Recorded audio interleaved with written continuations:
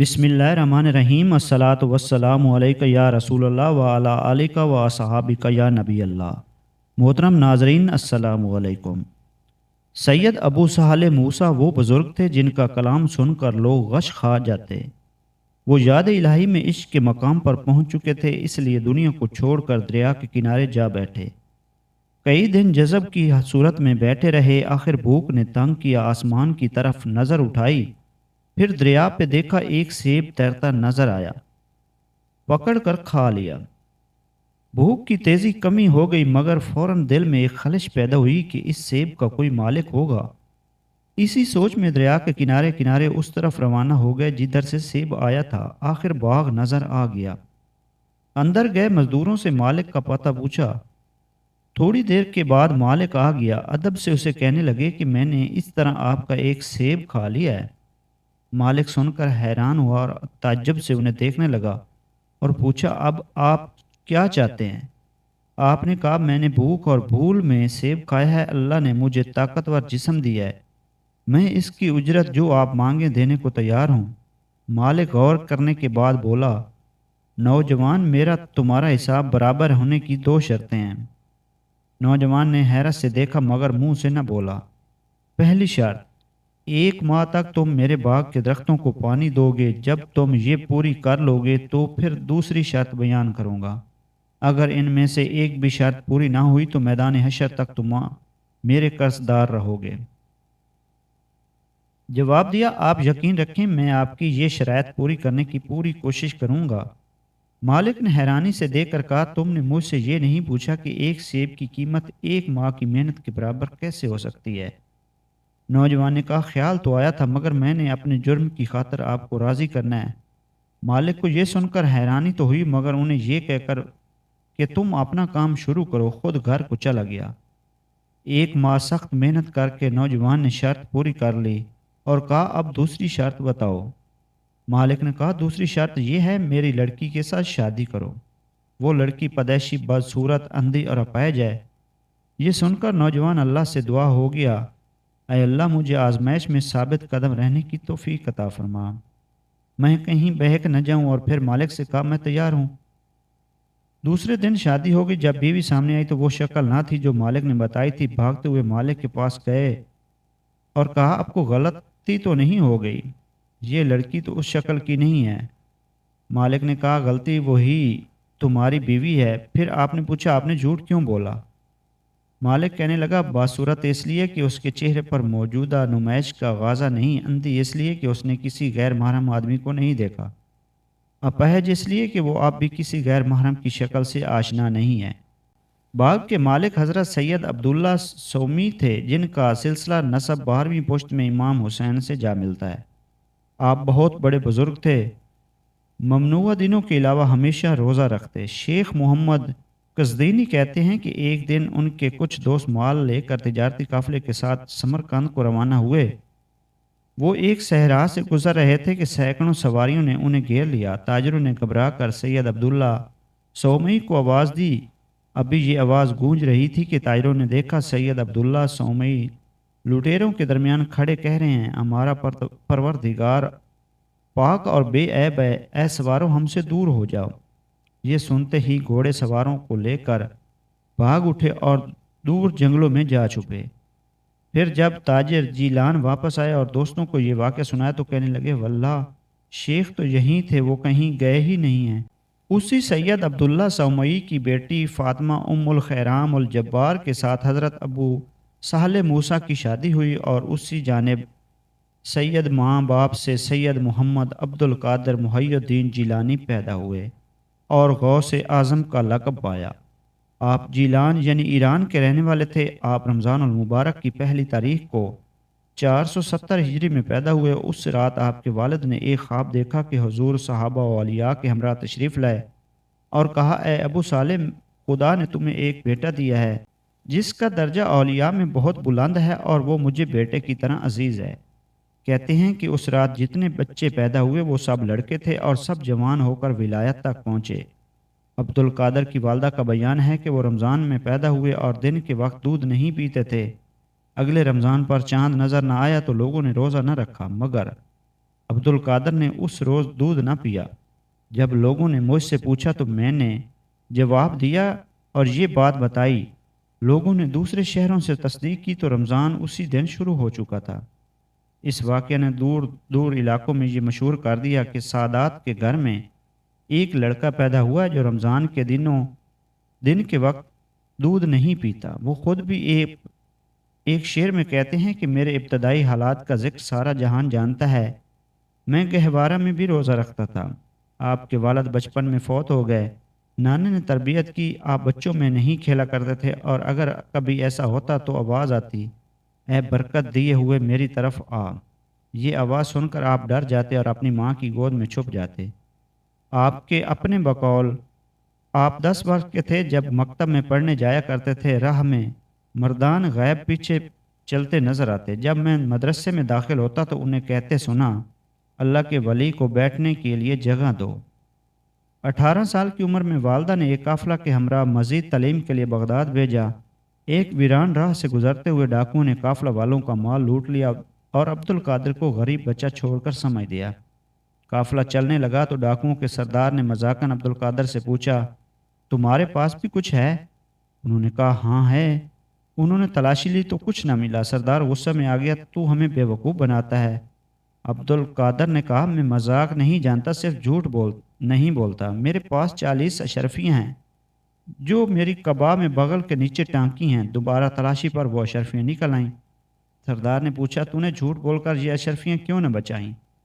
عبد القادر نے فرمایا، میری ماں نے جھوٹ نہ بولنے کا وعدہ لیا تھا، اس لیے میں یہ نہیں کر سکتا تھا۔ سب حیران تھے۔ سردار رو رہا تھا اور کہہ رہا تھا، اسے اپنی ماں سے کیا ہوا وعدہ یاد ہے اور میں اپنے خالد سے کیا ہوا وعدہ بھول گیا ہوں۔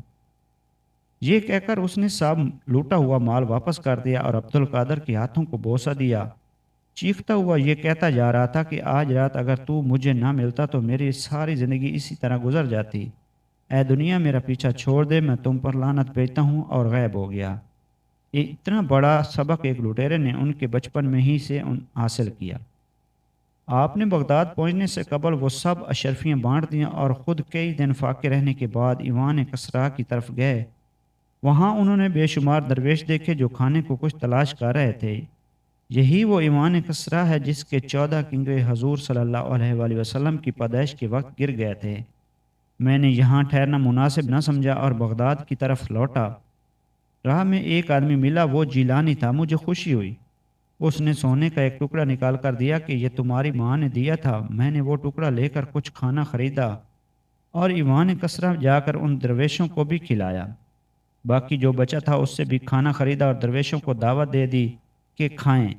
ہم سب نے کھانا کھایا اور دوسرے وقت کے لیے کچھ نہ بچایا کہ اللہ توکل رکھنے والوں کا خود سامان کرتا ہے۔ حضرت شیخ عبداللہ سلفی کا بیان ہے کہ سید عبد القادر نے فرمایا، ایک دن کئی دنوں کا بھوکا تھا، محلہ کتیا شرکیہ میں چلا گیا۔ سر راہ ایک آدمی ملا، مجھے ایک لفافہ دیا اور کہا، کسی باورچی کی دکان پر یہ لفافہ دکھا کر کھانے کی پسندیدہ چیزیں لے لو۔ وہ شخص لفافہ دے کر چلا گیا اور میں حیرانی سے دیکھتا رہ گیا۔ آخر باورچی کی دکان پر گیا، لفافہ دیا اور حلوہ اور روٹیاں مانگیں۔ وہ اس نے مجھے دے دیں اور میں نے اس ویران مسجد میں چلا گیا جہاں سبق یاد کیا کرتا تھا۔ کھانا ابھی پڑا تھا کہ میں نے ایک اور لفافہ دیکھا۔ میں نے وہ اٹھا کر کھولا، پڑھا لکھا تھا، اللہ کے شیروں کو لذتوں اور خواہشوں سے کیا غرض، یہ چیزیں تو کمزور لوگوں کے لیے ہیں۔ مجھ پر خوف چھا گیا، رومال اٹھا لیا، کھانا وہیں چھوڑ کر 2 رکعت نماز پڑھی اور چلا آیا۔ شیخ ابو بکر تمیمی کا بیان ہے کہ شیخ عبد القادر فرماتے ہیں، ایک دفعہ بغداد میں قحط پڑا، لوگ خوراک کے لیے مارے مارے پھرتے تھے، میں بھی گری پڑی چیز اٹھا کر کھاتا۔ آخر ایک دن دجلہ دریا کے کنارے چلا گیا کہ کاؤ وغیرہ کے پتے کھا کر گزارا کر لوں، مگر وہاں لوگوں کی اتنی بھیڑ تھی کہ میں نے ان میں پھنسنا مناسب نہ سمجھا اور پلٹ آیا۔ پھرتے پھرتے ایک مسجد کے اندر گیا، ایک کونے میں بیٹھ گیا۔ وہاں ایک نوجوان آیا اور روٹی کھانے لگا۔ میں بھی روٹی دیکھ کر للچا رہا تھا کہ نفس کو تنبیہ کی کہ اتنے میں اس نوجوان مجھے دیکھ لیا اور کھانے کی دعوت دی۔ جتنا میں نے انکار کیا وہ اتنا ہی باضد ہوا۔ آخر میں نے اس سے مل کر کھانا شروع کر دیا۔ وہ مجھ سے میرا حال پوچھنے لگا۔ جب میں نے اسے بتایا کہ میں بھی جیلان کا باشندہ ہوں اور میرا نام عبد القادر ہے، تو اس کے ہاتھ سے لقمہ گر پڑا اور رونے لگا۔ میں نے وجہ پوچھی تو پتہ چلا کہ میری ماں نے اسے 8 دینار دیے تھے۔ وہ مجھے تلاش کرتے کرتے اپنا خرچ ختم کر چکا تھا اور یہ کھانا میری رقم سے خرید کر بھوک دور کر رہا تھا۔ خیر، میں نے اسے تسلی دی، کھانا کھایا اور 4 دینار ان میں سے اسے دے دیے کیونکہ وہ بھی مسافر تھا۔ شیخ ابو محمد عبداللہ جیائی سید عبد القادر کا ایک واقعہ بیان کرتے ہیں کہ ایک دن وہ ویرانے میں بیٹھے اپنا سبق یاد کر رہے تھے۔ فاقوں سے سر چکرا رہا تھا، اچانک ایک غیبی آواز آئی، کب تک فاقوں میں گزرا کرے گا؟ جا کسی سے قرض لے لے تاکہ علم حاصل کرنے میں مشکل نہ ہو۔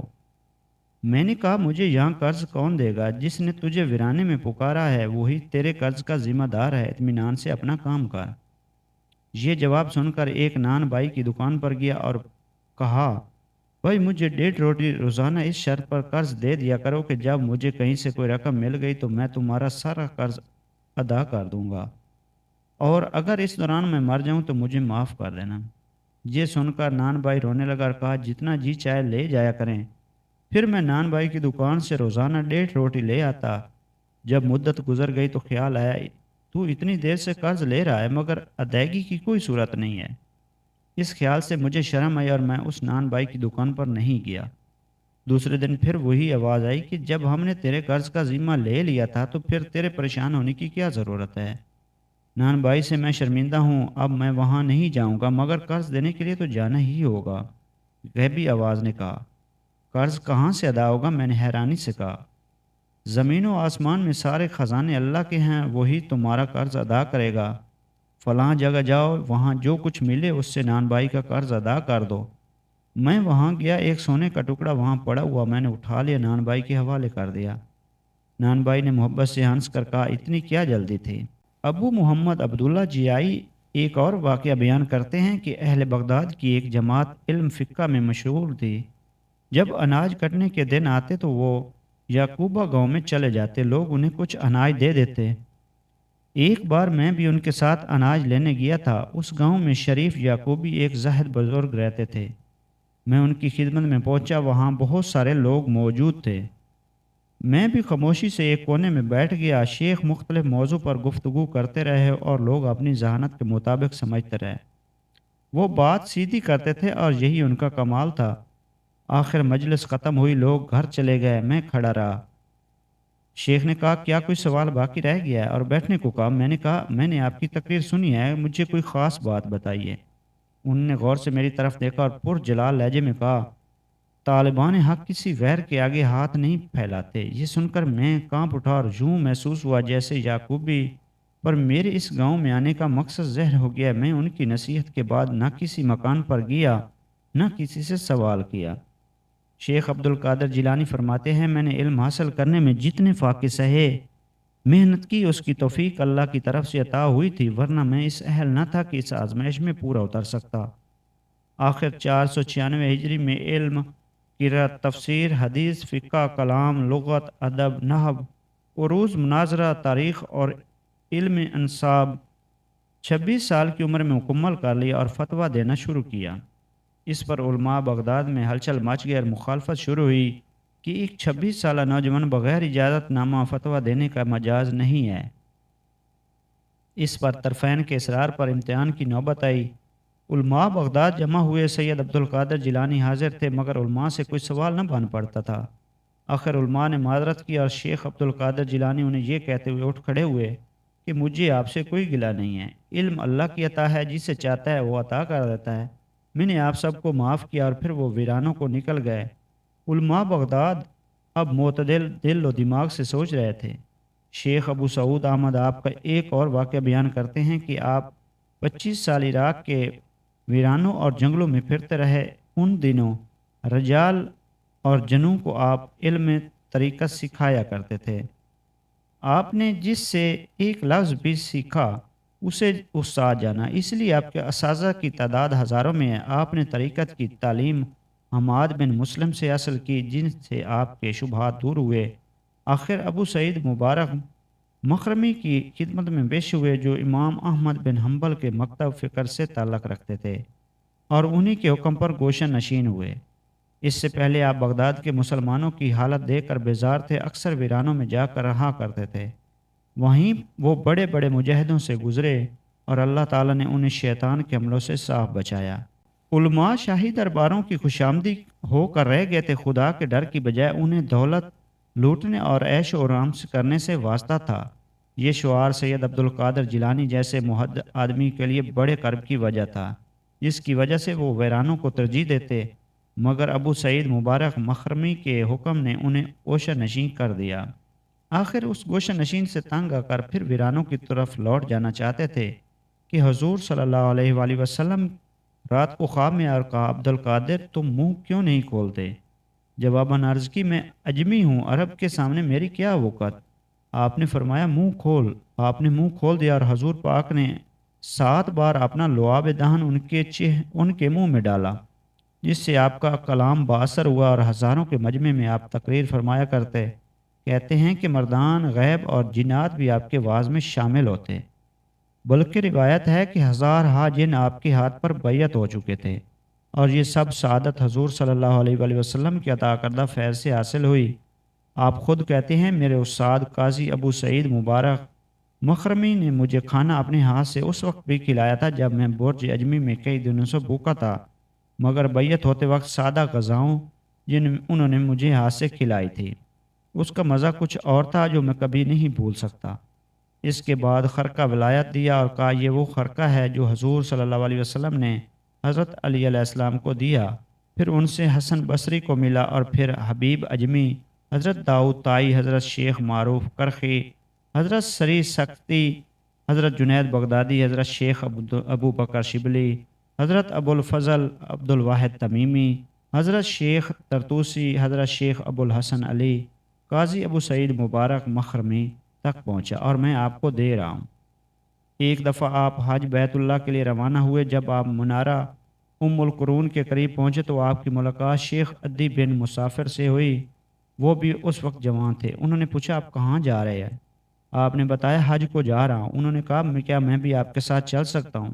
کہنے لگے، بس صد شوق چلیے۔ پھر ان دونوں کی ملاقات ایک روز ایک برقع پوش حبشی لڑکی سے ہو گئی۔ وہ کمزور سی لڑکی تھی۔ شیخ عبد القادر جیلانی کی طرف دیکھ کر کہنے لگی، آپ نے مجھے بہت تھکا دیا ہے۔ وہ پوچھنے لگے، کیسے؟ کہنے لگی، میں بلاد حبشہ میں تھی، اس وقت مشاہدہ ہوا کہ اللہ نے آپ کے دل پر تجلی کی ہے، اور وہ فضل و کرم کیا ہے جو کسی دوسرے پر نہیں، اس لیے مجھے ملاقات کا شوق ہوا۔ شیخ عبد القادر اور عدی دونوں اس لڑکی کی بات سن رہے تھے۔ وہ کہنے لگی، میرا خیال ہے میں آج آپ کے ساتھ رہوں اور آپ کے ساتھ روزہ افطار کروں۔ انہوں نے کہا، بس شوق، ساتھ رہیں۔ پھر لڑکی ایک طرف اور یہ دونوں ایک طرف چلے گئے اور افطاری کے وقت ایک مقام پر اکٹھے ہو گئے۔ ہم دونوں حیران تھے کہ افطار کا وہاں کوئی سامان نہ تھا، مگر وہ لڑکی اطمینان سے بیٹھی تھی۔ اسی دوران ایک طباق آسمان سے اترا اور لڑکی نے پر مسرت لہجے میں کہا، اللہ کا ہزار ہزار شکر ہے کہ اس نے میری اور میرے مہمانوں کی عزت کی۔ ہر رات 2 روٹیاں اترا کرتی تھیں، مگر آج 6 بھیجیں۔ انہوں نے 2 روٹیاں کھائیں، پھر پانی کے کوزے اترے۔ حضرت عبد القادر کا بیان ہے کہ وہ پانی دنیا کے پانی سے حلاوت اور لذت سے بہت مختلف تھا۔ پھر وہ لڑکی چلی گئی۔ ایک دن شیخ عبد القادر اور عدی طواف کر رہے تھے کہ شیخ عدی کے دل پر انوار کی بارش ہوئی اور وہ بے ہوش ہو گئے۔ لوگ سمجھے مر گیا ہے۔ شیخ عبد القادر کہتے ہیں کہ وہ لڑکی دوبارہ آئی اور بے اختیار کہنے لگی، تمہیں وہی زندہ کرے گا جس نے تمہیں مار ڈالا ہے۔ پاک ہے وہ ذات جس کی تجلی کے سامنے کوئی چیز باقی نہیں رہتی جب تک کہ وہ خود اسے برقرار نہ رکھنا چاہے۔ پھر یہ لڑکی حضرت عبد القادر سے مخاطب ہوئی، اے نوجوان، میں نہیں جانتی آئندہ تیرا کیا مرتبہ ہوگا۔ اس وقت تو میری آنکھیں بس اتنا دیکھ رہی ہیں کہ تیرے چاروں طرف ایک نورانی خیمہ ہے اور آسمان تک تمہیں فرشتوں نے گھیر رکھا ہے، اور اولیاء کی نظریں اپنے اپنے مقامات پر تیری طرف لگی ہوئی ہیں، اور سب کے سب خواہش مند ہیں کہ تیری ذات سے انہیں فیض حاصل ہو۔ یہ کہہ کر وہ لڑکی چلی گئی۔ حضرت شیخ عبد القادر جیلانی سے دوبارہ اس کی ملاقات نہ ہوئی، مگر وہ یہ راز ظاہر کر گئی کہ ویرانوں اور خرابوں میں زندگی بسر کرنے والا فاقہ کش نوجوان اپنے وقت کا غوث ہے۔ ویرانوں میں پھرتے ہوئے جب میں عراق میں داخل ہوا تو خضر علیہ السلام نے میری رہنمائی کی۔ میں نے ان سے دریافت کرنے کی کوشش کی کہ وہ کون ہیں، مگر وہ راضی نہ ہوئے۔ آخر ایک دن یہ کہہ کر چلے گئے کہ انہیں خود پتہ چل جائے گا میں کون ہوں۔ پھر 3 سال بعد خیال آیا تو دل نے کہا وہ خضر علیہ السلام تھے، دنیا کی خواہشوں اور شیاطین کی مختلف صورتوں سے میرا واسطہ پڑا، مگر اللہ کا فضل تھا جس نے مجھے ان تمام صورتوں میں محفوظ رکھا، یہاں تک کہ شیطان کے بڑے بڑے حملے سے بھی بچ گیا۔ اسی کے کرم سے 40 سال عشاء کے وضو سے فجر کی نماز پڑھی اور 15 سال ایک رات میں پورا قرآن ختم کیا، یہاں بھی شیطان نے پورے حملے کیے مگر اللہ کا کرم مجھے بچاتا رہا۔ آپ کے صاحبزادے شیخ ضیاء الدین بیان کرتے ہیں کہ والد صاحب نے بتایا ایک بار دوران سیاحت ایک ایسے ویرانے میں چلا گیا جہاں کئی دن دانا تو کہیں پانی کا قطرہ بھی نہ ملا۔ آخر میں نے بیچارگی کی حالت میں آسمان کی طرف دیکھا، ایک بادل کا ٹکڑا آیا اور برسنے لگا۔ میں نے اپنی پیاس بجھائی، اللہ تعالیٰ کا شکر ادا کیا۔ اسی رات میں ذکر الہی میں مشغول تھا کہ چاروں طرف تیز روشنی پھیل گئی، میں خوش ہو رہا تھا۔ آواز آئی ہم تیری عبادت سے خوش ہیں۔ دوسری آواز آئی نوید ہو تجھے کہ تم نے ہماری رضا حاصل کر لی۔ تیسری آواز آئی اے عبد القادر میں تیرا پروردگار ہوں، میں نے تیری عبادت سے خوش ہو کر تجھ پر حرام چیزیں بھی حلال کر دی ہیں۔ عبد القادر تو نے ہمیں راضی کر لیا، ہم بطور انعام تجھ پر باقی زندگی کی عبادت معاف کرتے ہیں۔ میں سمجھ گیا یہ شیطان ہے اور میں نے لا حول ولا قوت پڑھا اور روشنی فوراً جاتی رہی اور اندھیرا ہو گیا اور مردود شیطان سامنے آ گیا۔ آپ کے ایک ہم اثر بزرگ کا کہنا ہے کہ میں نے جنات کی حاضری کا عمل کیا مگر کوئی جن حاضر نہ ہوا۔ میں دیر تک یہ عمل کرتا رہا مگر حیران تھا، آخر جن حاضر ہوئے۔ میں نے تاخیر کی وجہ پوچھی تو کہا ہم سید عبد القادر کی واز کی مجلس میں تھے اس لیے دیر ہوئی۔ میں نے حیرانی سے کہا کہ حضرت کے واز میں حاضر ہوتے ہوئے ایک بار آپ واز فرما رہے تھے، 10,000 سے زیادہ مجمع تھا، یک بادل آیا اور موسلا دھار بارش شروع ہو گئی۔ آپ نے آسمان کی طرف نگاہ اٹھائی اور کہا میں تو صرف تیرے لیے تیری مخلوق کو جمع کرتا ہوں اور تو اسے منتشر کرنا چاہتا ہے۔ اب ان الفاظ کی آواز گونج رہی تھی کہ تقریر والی جگہ بارش بند ہو گئی اور چاروں طرف موسلا دھار بارش ہوتی رہی۔ لوگوں نے یہ واقعہ اپنی آنکھوں سے دیکھا اور دور دراز تک اس کی دھوم مچ گئی۔ پھر لوگ دور دور سے آپ کے واز میں شامل ہوتے اور دل کی کثافتیں دور کر کے چلے جاتے۔ وہ ہمیشہ اپنے خطبے کا آغاز الحمدللہ رب العالمین سے کرتے اور خاموش ہوتے، پھر اللہ کی حمد و ثنا اور بڑائی بیان کرتے، پھر حضور اکرم صلی اللہ علیہ وسلم کی رسالت پر گواہی دیتے اور آپ کے حضور ہدیہ عقیدت پیش کرتے، پھر خلفائے راشدین اور صحابہ کرام کی تعریف فرماتے، تقریر کے آخر پر دعا فرماتے تھے۔